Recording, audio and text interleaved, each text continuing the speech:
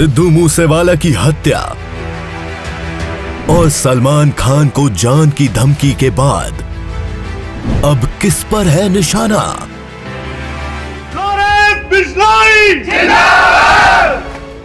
मारेंगे या जोधपुर में मारेंगे तो पता लग जाएगा इनको। अभी तो मैंने कुछ किया ही नहीं, बिना मतलब के। मैं तो स्टूडेंट पॉलिटिक्स में था और उसके बाद पुलिस वालों ने बना दिए बिना मतलब के अलग अलग केसों में इन्वॉल्व करके। जब ये केस हुआ मैं तो पुलिस कस्टडी में था, इस केस में इन्वॉल्व।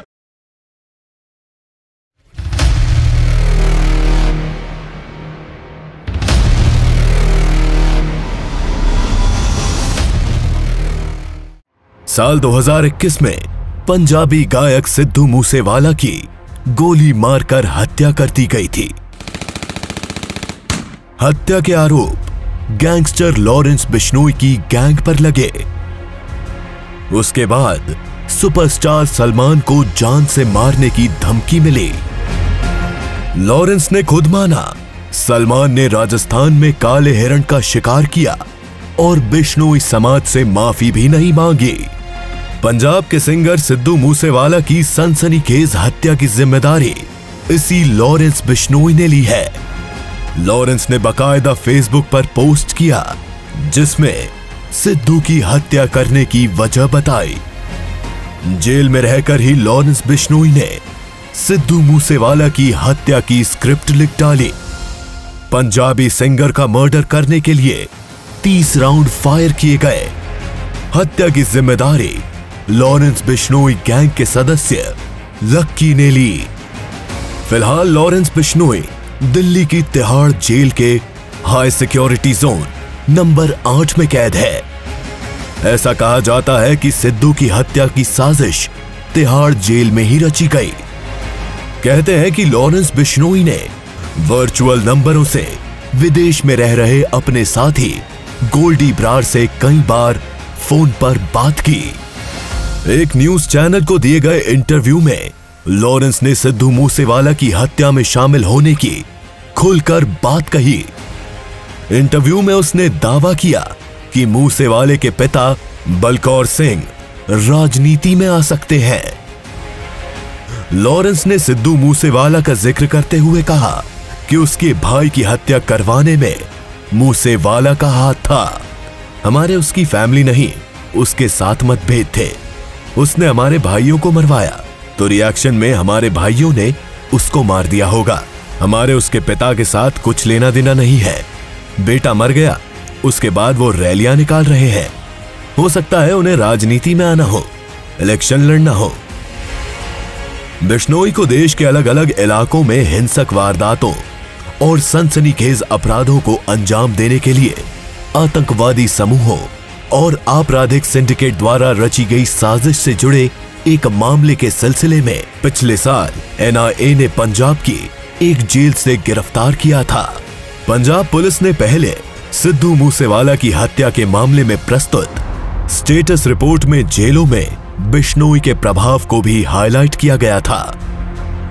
अब मूसेवाला की पुण्यतिथि से कुछ दिन पहले लॉरेंस बिश्नोई का इंटरव्यू आया है। इंटरव्यू में लॉरेंस बिश्नोई ने खुद को एक राष्ट्रवादी होने का दावा किया है।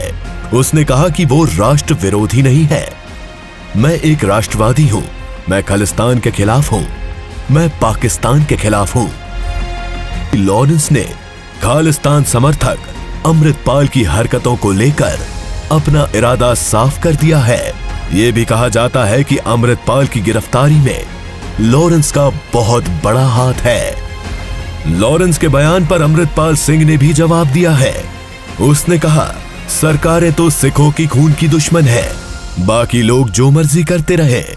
उसने ये भी कहा कि सरकार चाहे तो लॉरेंस को मंत्री बना सकती है। अपने उकसाने वाले बयान में अमृतपाल सिंह ने नया पैतरा चला। उसने कहा कि सिखों से भेदभाव होता आया है और होता रहेगा। नौजवानों से गुजारिश है कि वो पंथ के लिए काम करें। अमृतपाल सिंह ने यह भी कहा कि हमने पंथ और पंजाब की रक्षा करनी है, ना कि किसी के पीछे लगकर अपनों का खून बहाना, जैसा सिद्धू मूसेवाला मामले में हुआ। उसने कहा कि खालसा के पास हथियारों की कमी नहीं है। खालसा के पास बहुत हथियार हैं। इन बयानों के बाद पंजाब में गैंग वॉर चरम पर पहुंच गया है। लॉरेंस बिश्नोई के इंटरव्यू के बाद गोंडर गैंग ने भी धमकी देते हुए सोशल मीडिया पर पोस्ट किया है। गैंग ने पंजाबी में पोस्ट डाली है और लिखा है कि लॉरेंस और गोल्डी दगाबाज हैं। लॉरेंस कौन होता है जो खालिस्तान बनने नहीं देगा? लॉरेंस जेल में बैठकर बातें कर रहा है।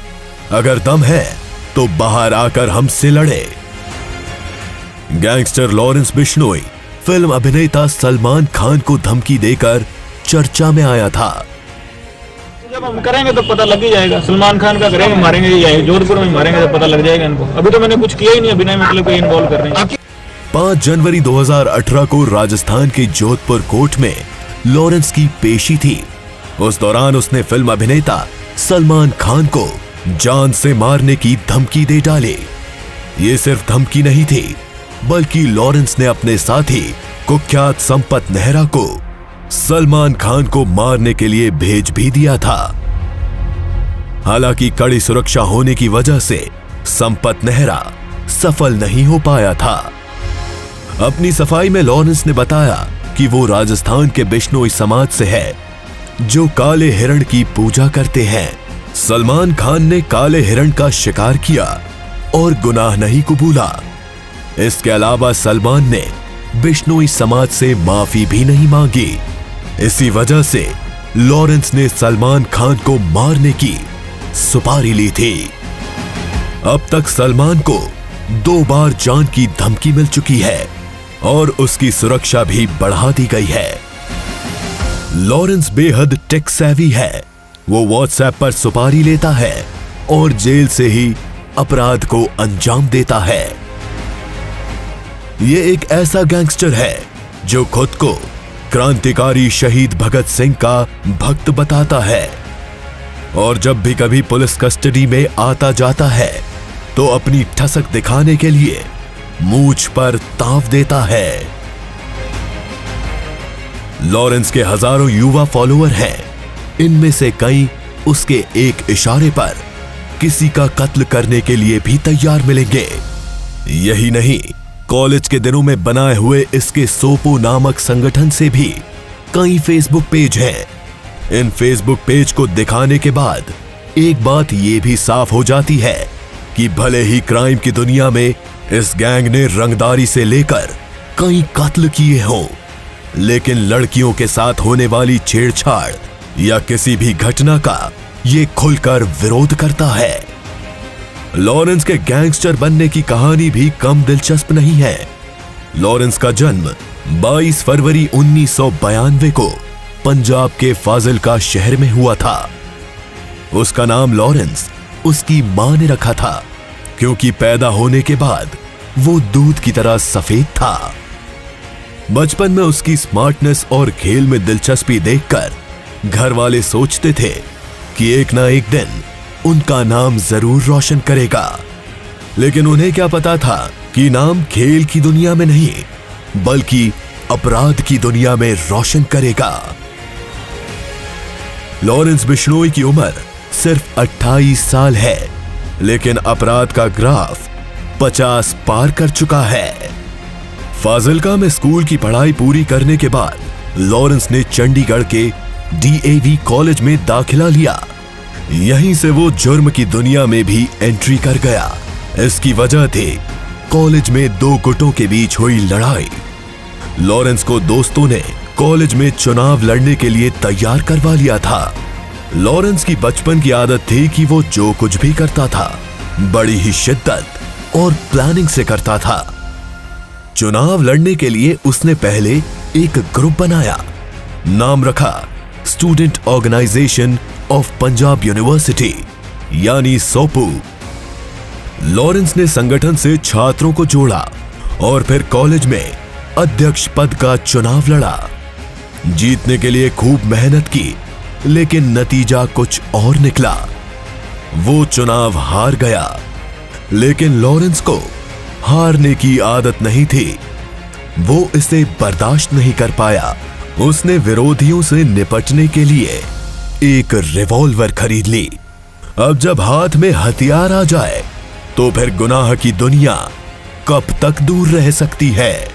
साल 2011 के फरवरी के महीने में लॉरेंस बिश्नोई का सामना चुनाव में हारने वाले विरोधी उदय गुट से हो गया। दोनों में जमकर भिड़ंत हो गई। गुस्से में लॉरेंस ने दूसरे गुट पर फायरिंग कर दी। मामला तूल पकड़ गया और पुलिस ने लॉरेंस पर केस दर्ज कर लिया। एफआईआर से बचने और दूसरे गुट को सबक सिखाने के लिए लॉरेंस ने एक गैंगस्टर से हाथ मिला लिया। फिर तो जुर्म का नया दौर शुरू हो गया, जो 50 केस दर्ज होने के बाद भी जारी है। लॉरेंस शातिर दिमाग और तीखे तेवर वाला अपराधी है, जिसकी बदौलत उसका नेटवर्क कई राज्यों में चल रहा है। आज लॉरेंस जेल में रहते हुए भी पुलिस के लिए उतना ही सिरदर्द बना हुआ है जितना बाहर रहते हुए था। वो भले ही जेल के भीतर हो, लेकिन उसके देश के कई राज्यों में 600 से ज्यादा शार्प शूटर हर वक्त तैनात रहते हैं। पुलिस अधिकारी बताते हैं कि लॉरेंस बिश्नोई भले ही एक शख्स हो, लेकिन उसकी परछाई में कई गैंगस्टर के चेहरे छुपे हैं। पैसे से पावर बटोरने की कला उसने जग्गू से सीखी और गैंगस्टर नरेश शेट्टी, संपत नेहरा और मर चुके सुख्या से मिलकर हथियार के दम पर उगाही करने का देश का सबसे बड़ा नेटवर्क भी बना लिया। लॉरेंस बिश्नोई ना सिर्फ दिखने में स्मार्ट है, बल्कि बेहद तेज तर्रार और शातिर भी है। 17 जनवरी 2015 को जब पंजाब पुलिस उसे कोर्ट में पेश करने जा रही थी, तभी वो चकमा देकर भाग निकला। कहा जाता है कि यहां से भागने के बाद वो नेपाल गया और वहां से आधुनिक हथियार लेकर पंजाब लौटा। उसी दौरान 4 मार्च 2015 को वो फिर से पंजाब पुलिस के हत्थे चढ़ गया। वो जेल में ही फोन के जरिए अपने गैंग को चलाता है। यही नहीं, वो जेल से ही फेसबुक पर फोटो अपलोड करता है। जेल में कसरत भी करता है तो तस्वीर फेसबुक पर आ जाती है। लॉरेंस व्हाट्सएप के जरिए जेल से ही सुपारी लेता है, रंगदारी मांगता है, और ये सब गुपचुप तरीके से नहीं, बल्कि इसका कबूलनामा वो खुद फेसबुक पर करता है। जेल में वो कब और कैसे मोबाइल फोन चला लेता है, ये अभी तक कोई पता नहीं लगा पाया। लॉरेंस के निशाने पर ट्रैवल एजेंट, डायमंड कारोबारी, अस्पताल मालिक, गुटखा कारोबारी, चरस, शराब कारोबारी और बड़े रेस्टोरेंट के मालिक होते हैं। इन्हें व्हाट्सएप कॉल पर धमकी देकर न सिर्फ रंगदारी लेता है, बल्कि ये भी दावा करता है कि उसके अलावा देश का कोई दूसरा गैंगस्टर उन्हें परेशान नहीं कर सकता। लॉरेंस बिश्नोई एक खूंखार गैंगस्टर है, जिसके खिलाफ दिल्ली, राजस्थान, हरियाणा, चंडीगढ़ और पंजाब में लगभग 50 मामले दर्ज हैं। वो अपने सहयोगियों की मदद से दिल्ली की तिहाड़ और राजस्थान के जेलों से अपने गिरोह का संचालन कर रहा है और जबरन वसूली, हत्याओं आदि में लिप्त है। हाल ही में राष्ट्रीय जांच एजेंसी NIA द्वारा पूछताछ के दौरान जेल में बंद गैंगस्टर लॉरेंस बिश्नोई ने 15 अप्रैल को प्रयागराज में अतीक और अशरफ अहमद की हत्याओं से कोई संबंध होने से इनकार किया।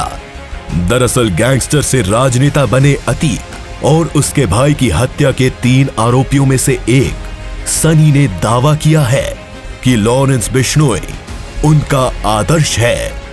NIA के सूत्र ने बताया कि जांच एजेंसी ने आरोपियों द्वारा इस्तेमाल किए गए हथियारों के बारे में बिश्नोई से पूछताछ की है। हत्यारों ने अतीक और अशरफ को खत्म करने के लिए तुर्की निर्मित ज़िगाना पिस्तौल का इस्तेमाल किया है। ये वही हथियार था जिसका इस्तेमाल पंजाबी गायक सिद्धू सिंह मूसेवाला को मारने के लिए किया गया था। इस संबंध में लॉरेंस ने किसी भी लिंक से साफ इनकार किया है।